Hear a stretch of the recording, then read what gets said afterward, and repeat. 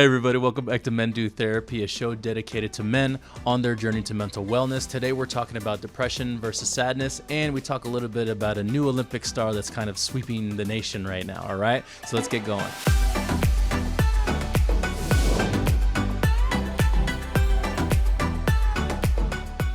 Hey everybody, welcome back to Men Do Therapy. I'm your host, Rene Garcia, and got a couple of things we're talking about today. But before we go into the main topic of depression versus sadness, I at least want to cover this topic that's kind of been sweeping a lot of the sports media and really a lot of the media in general. And I wanted to talk about her because, even though this really doesn't have anything to do with men's mental health or anything like that, I at least wanted to talk and give some recognition as it's Pride Month. And we'll come back to that in a second. But if you haven't been seeing any of the sports media, one of the stories that's been kind of really sticking out recently is Shikari Richardson. And I'll go ahead and put a picture of her right here. If you haven't seen her race, in fact, let's just kind of go over it real quick. I just wanted to, just for a little bit, it doesn't take that long. But I wanted to talk about it for a second because, number one, a couple of different things. Obviously, it's the Olympic time. She's 21 years old, and she just completely smokes all of these other competitors. And she's 5'1", and we'll just kind of watch it here for a second. Here, let me get it going. So she's getting ready to go. Who's going to Tokyo? Who's going to Tokyo? She's 5'1". Just watch this. What the hell? Look, she doesn't really speed off, and then right there, boom, she kicks into high gear, blasts everybody away. Insane. Golden hair. I wanted to talk about her for a second because a couple of different things. For one, she's from Dallas, and even though I'm not from Dallas, shout out to someone from Texas, from the Triple D. Fun fact, they called it the Triple D just because that was the logo. It has nothing to do with anything else except whoever did the logo did 3 Ds in there, and that's why they call it the Triple D. Had no idea about that, but whatever. But anyway, she's from Dallas, Texas. Killed everybody. It was just insane to see her as almost flames coming from her feet. And then the most interesting thing, or the thing that I think is kind of getting a lot of the play, is that she's part of the LGBTQIA community. So it being Pride Month, definitely wanted to give her a shout out as well. So I'm going to be really pumped to see her in the Olympics. The Olympics is kind of like guilty pleasure, right? We don't, it's stuff that we never see for a couple of years. And then once it gets going, it's like everybody's glued to the TV. My favorite being the shuffle? What is it called? In the Winter Olympics, curling. I could watch that shit for hours and I have no idea why. But shout out to her representing a number of different communities, Black communities, LGBTQIA communities, Dallas, Texas communities. I'm going to be excited to see her in the Olympics, so shout out to her. All right, so the main topic what we're talking about today is depression versus sadness. And I'm going to pull up this screenshot here and kind of go through it through this website called Psycom. But I wanted to just go over just kind of the main things that we look for when we're talking about depression and diagnosing and things like that. Side note, and this is really kind of dependent on what state that you're in.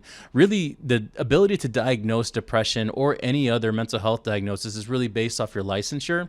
And for example, here I'm in Texas. I'm licensed here in Texas, and I have 2 master's level licenses and a lower level license as well.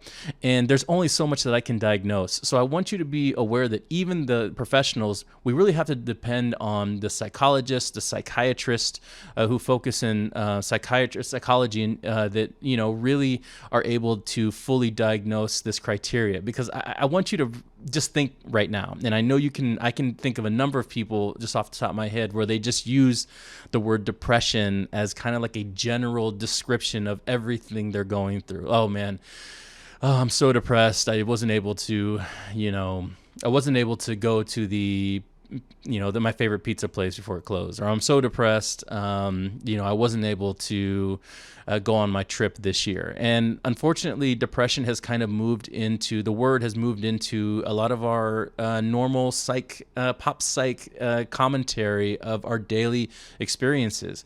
And I think whenever we use it, so frivolously, it tends to lose a lot of its salience or worth because it's, again, we're just using it as a general descriptor. So I wanted to spend today really understanding what is the difference between sadness, general sadness versus actual clinical depression. And the best way to do that, at least I feel, is to go through these descriptors and really the clinical criteria that we're looking for to make this diagnosis. Okay. So number one, we're looking for people who are either to make clinical diagnosis of major depressive disorder. We're looking for number one, depressed mood most of the day, nearly every day. Okay. So this is when we go in and we're asking questions, whenever you're feeling these feelings, how often are they happening? And how much of your day would you say this is occupying? So now we're adding a kind of a quantity, a quantifiable number of understanding how much your depression is impacting your day. The number two criteria is markedly diminished interest, okay? Markedly diminished interest or pleasure in all or almost all activities most of the day. So again, this is what we're looking for is the interest, the things that kept you going, the things that you were excited about, all these interests that you're experiencing, and they're kind of slowly decreasing, and you may not be getting any pleasure if, at all when you're experiencing, even if you do try to engage in some of these activities, okay? Number three, which we talked about a couple weeks ago. If you haven't listened to the episode about Will Smith and the Haste movement, please check it out. But we talk about weight here. Okay, so number three talks about significant weight loss or weight gain that has to do with either appetite or loss of appetite. So this is where we start talking about weight gain. We start taking some numbers and really start discussing like how is your appetite been impacted by these feelings. And then we move on to number four, which is slowing down of thought and a reduction of physical movement, okay? Sedentary lifestyle. There's been so many studies out there about sedentary lifestyle really being one of the main causes of a lot of physical and health risk. And even to the point to where they've said a sedentary lifestyle may actually be worse to you than diabetes or heart issues or congestive heart failure, things like that. And so, again, there's just kind of information out there that I want you to be realized. And I think something we've all struggled with as far as the pandemic and how actively physically we have been, and I'll add myself to that in this last year. Number four, fatigue or loss of energy nearly every day. The energy that you have, the energy that you expend either goes quickly if it's there at all. And we're asking how is that impacting your processes and when you're going through an event or an experience, how quickly do you find yourself gassed or just not willing to continue on in that activity because it takes you're fatigued so easily. Number six, feelings of worthlessness or excessive or inappropriate guilt nearly every day. The worthlessness, the guilt, this is where these conversations, with either a trained clinician really help, that we can help identify and pick through a lot of these feelings that the person may be going through. They can be related to some certain experiences, maybe past experiences, maybe regret, a lot of things that may not have been resolved. And so, this is another great reason why we encourage people to go into a therapist so we can have these kind of really deep, intimate conversations. Number seven, a diminished ability to think or concentrate or indecisiveness nearly every day. All right. Thinking clearly, racing thoughts, being able to make a decision. These things can be very difficult unless you're actively, working to find a solution. So I want you to think about, when you're active in a task, how much are you actually in that task versus like daydreaming, thinking of something else, thinking of, whatever it may be, what you're going to eat, where you're going to go afterwards. And then finally, number eight, recurrent thoughts of death or suicide ideation. So again, the idea of saying, I wish I wasn't here, or I wonder what life would be like without me, or actively planning out an attempt to actively kill yourself and having the means to do it. So these are 8 different things that we're looking for as far as criteria. Now, let's go back to the number 1 and number 2. In order to be diagnosed with major depressive disorder, you at least have to have one of these 2 checked out. Okay, so again, number 1, depressed mood most of the day. Number 2, markedly diminished interest or pleasure in all or almost all activities most of the day. Okay, you have to have at least one of those. After that, we have to find 4 other of the criteria that we listed in order for you to meet the criteria to be diagnosed as major depressive disorder. Think about it. A lot of these things can happen to a lot of different people for a lot of different reasons. But again, we're looking for a compilation of a number of these things combined, minimum of 5, including those first 2. And that's why we leave this up to the experts, okay? It is very easy to take a BuzzFeed quiz or a quiz on Facebook or a quiz on any kind of social media and say, wow, I am depressed. And I think ultimately, the goal of those things is to raise awareness, and I'm not here to trash on those things. But I think in order for you to get fully clinically diagnosed is to have a trained professional go through all of these things with you and ask the important questions.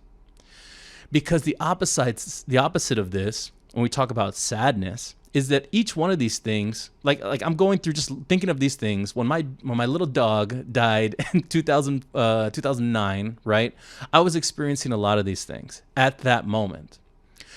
But the thing is that did not continue to happen beyond a couple of days, because I was just experiencing genuine sadness about my little dog passing.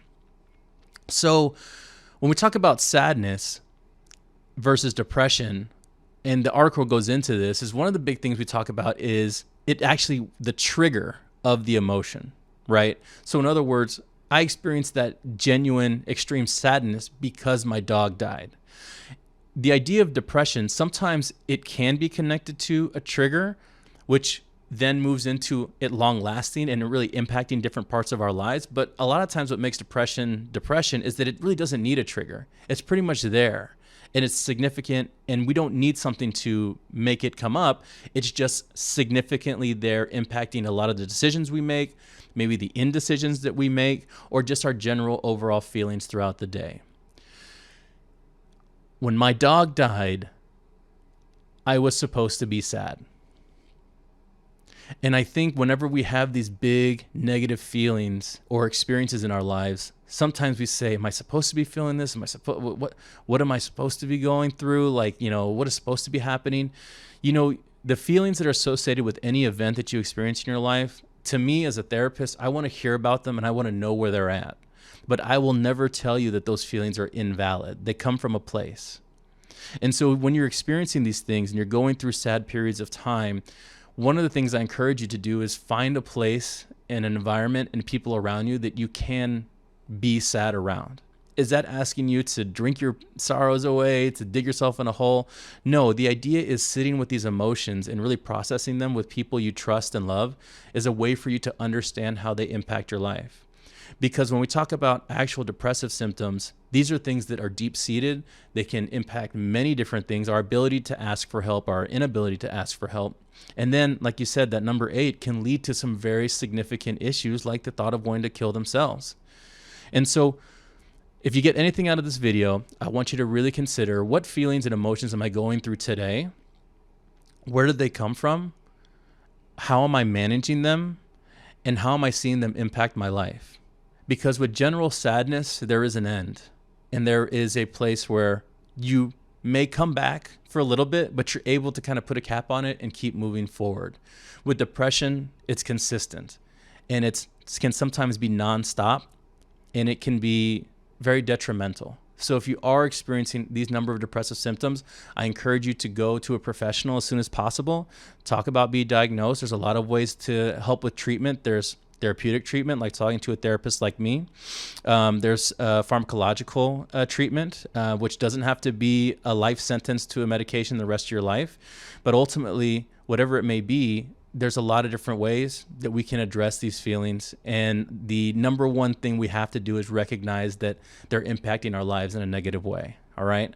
So I hope this helped. Like, share, subscribe, comment below. I want to hear kind of what your thoughts are about it. And I'll see you next time. All right. Peace.